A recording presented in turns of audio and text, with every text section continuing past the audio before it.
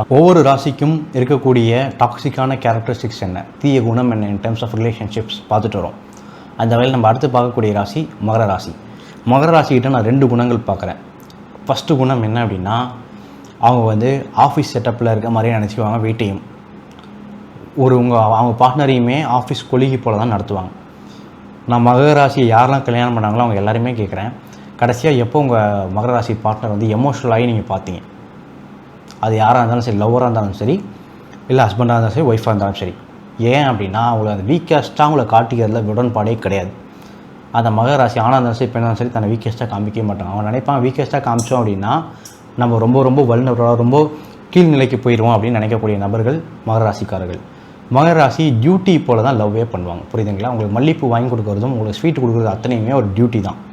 வேலையில் போயிட்டு வேலை செய்கிறது எப்படி டியூட்டியோ, அதே போல் உங்கள் கூட ரொமான்ஸ் பண்ணுவதையும் டியூட்டி போல் செய்யக்கூடிய ராசி மகர ராசி. அதே போல் மகர ராசி விஷயத்தை மறக்கவே மாட்டாங்க.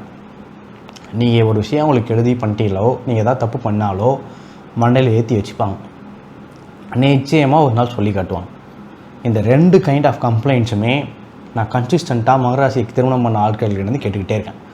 ஒரு டியூட்டி, ஒரு ஆஃபீஸ் செட்டப் போல் மைண்டில் நினச்சிக்கிறாங்க. டியூட்டி மாதிரி நினைக்கிறாங்க. லவ் பண்ணுவதை, டைம் ஸ்பெண்ட் பண்ணுறத, வேலைன்னு நினைக்கிறாங்க. எல்லாமே வேலை, எல்லாமே டியூட்டி, எல்லாமே டிசிப்ளினாக ஒர்க் பண்ணுவாங்க. எல்லாமே டிசிப்ளின்குள்ளே வரணும். ஒரு ஒரு ஒரு ஒரு ஒரு பெண்ணுக்கு டிசிப்ளினான கணவன் வேணும்னா நிச்சயம் மகராசி கல்யாணம் பண்ணுறது ரொம்ப பெட்ரு.